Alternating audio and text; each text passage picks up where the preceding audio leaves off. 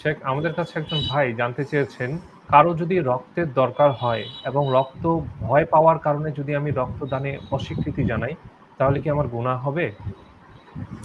ভয় বলতে আপনার ভয় বলতে মানে ভয়টা কিসের? যে মানে ইনজেকশন পুশ করবে এই ভয়? এইটা তো আ মানে আপনি যখন আপনার শিশু ছিলেন তখন থেকে তো আপনার শরীরে ইনজেকশন পুশ করা আছে, টিকা নিয়েছেন আপনি। এটা ভয় কিসের?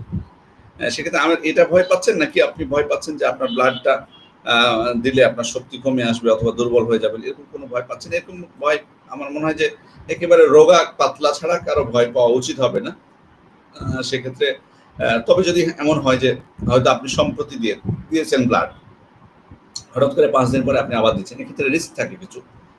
সেক্ষেত্রে আপনার শারীরিক কন্ডিশনের উপর নির্ভর করে ডাক্তারের পরামর্শ ছাড়া এটা দেওয়া উচিত হবে না। অনেকেই ঝুঁকি নিয়ে দিয়ে রাখেন, পরে তার এটা প্রভাব পড়ে তার উপর, নেতিবাচক প্রভাব পড়ে তার স্বাস্থ্যের উপর।